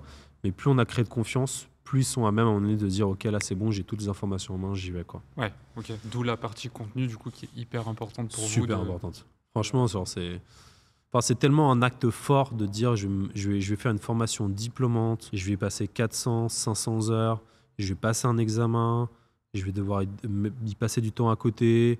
Derrière, je vais changer de métier, je vais devoir aller sur un autre métier ou retrouver un emploi. Que tu as beaucoup d'incertitudes. Est-ce que c'est fait pour moi? Est-ce que je vais pouvoir le financer? Comment ça va se passer? Qu'est-ce qui se passe si j'ai pas le temps? Qu'est-ce qui se passe si je décroche? Que voilà, on a plein de questions auxquelles on doit répondre. Et plus on crée de contenu de qualité, plus on rassure, plus on crée de l'alignement et de la confiance, et plus la conversion se fait. Et du coup, c'est cool parce que du coup, ça fait quelque chose d'assez sain en fait à la fin. Nous, de toute façon, on est payé à la fin si le gars il avance. Ou de toute façon, s'il veut pas payer, nous, on est foutu. On va pas l'amener au tribunal, le mec. Ça, c'était un des gros sujets aussi. Ça a été de signer les gens qui sont vraiment envie d'aller se former. Et pour pas qu'il y ait trop de drop derrière, quoi. Et est-ce que tu te rappelles, peut-être que même tu le fais encore aujourd'hui, est-ce que tu évalues du coup la performance de tes canaux par rapport à, tu sais, un petit tableur tout simple en me disant, par exemple, là j'ai MetaAds, tu nous as dit que MetaAds, tu avais vu qu'il y avait une chute. MetaAds, combien ça me coûte par lead, combien ça me coûte par acquisition? Est-ce que ça, c'est un truc que tu fais? Ah ouais, franchement, ça, nous, c'est par canal, par formation. Ouais. Peut-être pas par semaine, on l'a, mais moi, je le pilote au mois. Par formulaire, est-ce que la brochure, ça marche mieux que la période d'essai? Qu'est-ce qui intéresse les gens, en fait? Combien me coûte le lead? C'est quoi la conversion? Avec tous les sujets après d'attribution, qui sont des vastes sujets marketing, mais ouais, ça, ouais, bien sûr. Ah, ouais, à fond. Et ça, on l'a fait assez tôt, parce qu'en fait, on était autofinancé pendant longtemps, et qu'en fait, on a eu cette culture-là de piloter nos budgets, et de savoir est-ce qu'on mettait le budget au bon endroit. On l'a perdu post-levée de fonds. On a mis beaucoup d'argent sans vraiment trop suivre. Et à un moment donné, on l'a retrouvé et de vraiment dire, OK, un investissement, 1 euro investi, c'est 1 euro investi. Faut le mettre au bon endroit. Et pour le mettre au bon endroit, il faut avoir de la donnée. Et après, je sais pas, les entrepreneurs qui nous écoutent, mais pas non plus trop structurer sa data trop vite, tu vois. T'en as, ils vont chercher des tableaux de bord de ma boule. Quand tu fais pas beaucoup de chiffre d'affaires. Je sais pas si c'est vraiment nécessaire, parce qu'il y a un moment donné, ça dépend après de la trajectoire de ta boîte, mais si tu veux aller chercher la croissance, à un moment donné, aller optimiser tes canaux, c'est peut-être pas le sujet, c'est peut-être juste pousser tes canaux le plus loin possible avant de les optimiser. Après, si ton objectif, c'est d'aller chercher la rentabilité, oui, il faut le faire. Et en tout cas, ce qui est sûr, c'est qu'à un moment donné, tu vois, nous, on va dépenser à peu près 1,5 million en pub cette année. Donc forcément, on a envie de mettre l'argent au bon endroit et qu'il n'y ait pas 300 000 euros qui partent n'importe où, quoi. Mais ouais, donc du coup, ça, on l'a vraiment de manière très détaillée. Il y a une partie aussi, avant de passer à la suite, plus sur la vision que tu as aujourd'hui d'Upso et sur comment tu vois les choses. Est-ce que tu as des chiffres, des métriques à nous partager? Et surtout, ce qui est intéressant là-dedans, c'est de voir, toi, qu'est-ce que tu auras le plus aujourd'hui? C'est quoi vraiment ta métrique star que tu regardes tout le temps? Moi, il y a 2 choses il y a pas mal de chiffres que je regarde. Après, en fait, je regarde, c'est comme au début, en fait. Je regarde tout ce qui est lié à la satisfaction client. Donc, par exemple, je lis tous les avis, Trustpilot, Google, je lis tout. Des taux de satisfaction ou des revues de satisfaction, on envoie des formulaires. Pendant la formation et à la fin, je les lis tous. Donc ça, je suis vraiment picousé à ça. Et ça, tu le mesures du coup par rapport à une note? Ouais, aujourd'hui, on a la note et le NPS. Alors le NPS, c'est un peu décrié, on le calcule quand même, mais on a une note de satisfaction sur 10. On essaye d'être entre 8 et 8,5, et aujourd'hui, on est toujours entre 8 et 8,5. On n'arrive pas encore à aller à 8,5, donc ça, c'est notre objectif. Et le NPS, on a eu des bons NPS les derniers mois. On a même eu des pointes à 60, 70, 80 de NPS, donc ça, trop cool. Ça, c'est le premier sujet. Et après, le reste, je regarde la partie acquisition beaucoup. Donc en gros, notamment notre taux de conversion. En fait, nous, notre métrique star, c'est notre taux de conversion, parce que c'est la viabilité financière de la boîte. En fait, à partir du moment où notre taux de conversion, c'est-à-dire notre nombre de clients divisé par notre nombre de leads, il a un certain taux, je sais que la boîte, elle est viable financièrement et qu'on peut continuer à grossir. Voilà. Donc moi, c'est les 2 trucs que je regarde globalement. C'est d'un côté, est-ce que les gens sont contents parce qu'on fait attention à la qualité, on ne dégrade pas ça, voire même on l'améliore pour que ça reste stable dans le temps, voire même, encore une fois, passer un cap. Et à côté de ça, c'est est-ce qu'on a la structure financière, la structure d'acquisition nécessaire pour être en accord avec nos objectifs et notre ambition, quoi. Après, je regarde forcément le chiffre d'affaires, la rentabilité. Ah oui, puis je regarde le cash aussi, forcément. Non, mais c'est intéressant surtout ce que tu dis sur la satisfaction parce que tu l'as dit, où à un moment vous étiez un peu perdu sur ce focus sur la croissance et au final, quand tu t'es recentré sur le produit, ça a mieux marché. Et puis, du coup, tu as augmenté ta satisfaction. Du coup, tu as moins un syndrome de dire.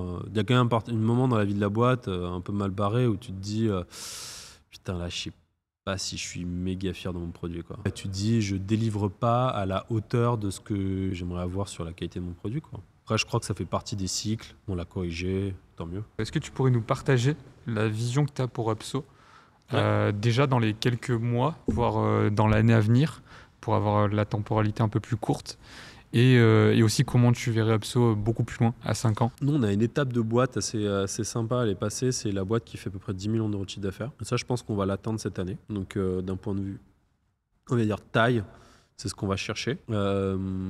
Après, nous, notre vision actuellement, c'est vraiment déjà, on va dire, c'est pour la fin d'année, d'un point de vue plus, on va dire, notre vision de boîte, c'est on sait faire du distanciel, on arrive à lancer des formations de qualité, on arrive à avoir des bons retours à l'emploi, etc. Maintenant, c'est comment on fait pour développer cette partie dont j'ai parlé tout à l'heure, la partie un peu hybride, présentiel, métier plus manuel, qui est un autre modèle que moi j'adore vraiment, que j'ai vraiment envie qu'on pousse et qu'on devienne vraiment fort là-dedans. Je rêve d'avoir, un rêve, c'est d'avoir des plateaux de formation technique, Upso, sur un peu toutes les grandes villes de France, avec le gars qui fait le chauffage, ici l'électricité, je sais pas, le plaquis, j'en sais trop rien, tu vois, genre un pôle logistique.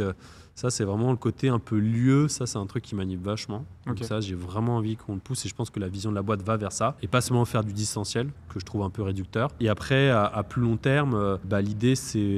Nous, on a toujours envie d'avoir une boîte qui a de l'impact. Et l'impact, ça passe notamment par accompagner beaucoup de personnes. Donc l'impact, entre guillemets, à l'échelle. Donc c'est comment on fait demain pour ne plus accompagner seulement 2000 apprenants par an, ce qu'on fait aujourd'hui, mais plus 4, 5, peut-être 10 000 un jour. Avec forcément un prérequis qui est de se dire comment on fait pour passer ce cap-là, donc déjà comment on fait pour le passer, et surtout comment on le fait pour le passer et maintenir un niveau de qualité. Voilà, donc ça c'est le gros enjeu toujours, c'est je dois chercher plus, mais faut que je sois bien focus sur le fait que ok, c'est cool d'avoir une boîte qui marche, qui fait de la croissance, qui fait de la rentabilité, mais ce qui est aussi cool, c'est de rentrer chez soi et donc du coup être fier de ton produit et de pas du coup atteindre un peu ce qu'on a eu il y a un an et demi, 2 ans, le fait de dire ouais, mon produit n'est peut-être pas à la hauteur de ce que j'aimerais qu'il soit. Voilà. Et après, en termes de vision de boîte, nous vraiment notre objectif, c'est d'un peu être l'organisme de référence formation pour tout ce qui est le secteur un peu secondaire, donc ce qu'on appelle de manière un peu péjorativement les cols bleus. Donc un peu tous les métiers pas sexy, tu vois, genre bâtiment, rénovation, logistique, industrie, multimodal, donc distanciel, hybride, et on arrive à accompagner les gens sur toute leur carrière. C'est-à-dire en gros, on est capable de les accompagner à la fois sur, ils veulent faire un nouveau métier, on les forme avec des formations métiers diplômantes. Ils veulent progresser avec il leur manque 1 ou 2 compétences, on est capable de leur faire de la formation courte pour qu'ils puissent du coup apprendre de nouvelles compétences, être à jour. Et aussi de la formation réglementaire, donc un peu sécurité, etc., etc. Et du coup, faire ça plus la partie emploi. Et voilà, d'être un peu sur toute cette chaîne un peu de valeur de la formation et de se dire, en fait, quand j'ai une problématique de formation dans ce secteur-là, qu'elle soit réglementaire, courte durée, longue durée, accès à l'emploi, contenu, j'ai un organisme de référence présent géographiquement dans toute la France, sur une 40aine de métiers un peu clés, et voilà, et qui fait ça, quoi. Et ça, c'est vraiment la vision de la boîte. Et j'espère qu'on arrivera. Très stylé en tout cas. Ouais, c'est stylé. Je te le souhaite. Et avant de te laisser, j'ai encore une chose à te demander. Ouais. J'aime bien demander un conseil, mais la condition, c'est qu'en fait, ça soit applicable dès demain. Ça peut être un conseil plus large, tu vois, un conseil sur un état d'esprit. Mais par contre, l'idée, c'est de me dire, ok, demain, je peux le mettre en place.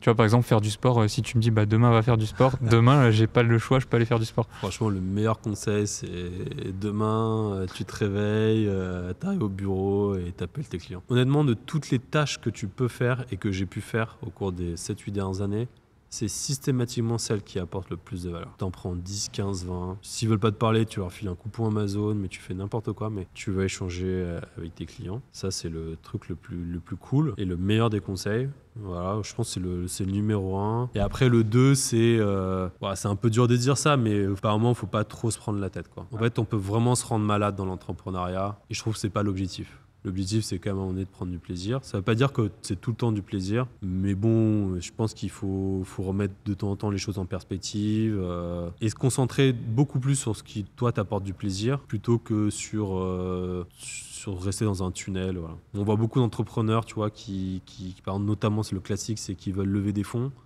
Et en fait, quand tu leur parles, tu te rends compte que ce qui les fait kiffer au quotidien est incompatible avec le fait d'avoir des investisseurs extérieurs ou avec le fait d'aller chercher de la croissance très forte. Et en fait, c'est pas bien. Donc voilà, il faut garder ça en tête, quoi. S'écouter et se demander qu'est-ce que je veux, en fait. Voilà. Et ça, régulièrement. Et si ça va pas, petit coup d'eau dans la nuque. Tu l'as déjà dit. Ouais, et on retrousse les manches et on va gérer les problèmes. Mais ouais, vraiment, demander ce qu'on veut, c'est vraiment qu'est-ce qu'on veut, qu'est-ce qu'on va faire de sa boîte. Ça, c'est le deuxième conseil le plus important. Pas appliquer des recettes toutes faites, quoi. C'est terrible. Très stylé, merci pour les conseils. Merci aussi pour tout ce que tu nous as partagé. Je pense qu'on a un bon podcast bien complet. J'espère. En tout cas, je te souhaite beaucoup de réussite. Enfin, en tout cas, que la réussite continue parce que c'est déjà bien parti. Encore merci d'avoir participé à Malbarré. Merci. Et puis on se tient au courant, peut-être un épisode 2. Ouais, avec plaisir. Quand on aura les plateaux techniques un peu partout en France, le plus vite possible. Peut-être avant même, mais ouais, avec plaisir. En tout cas, super pour le podcast, c'est top. Merci Arnaud. Merci.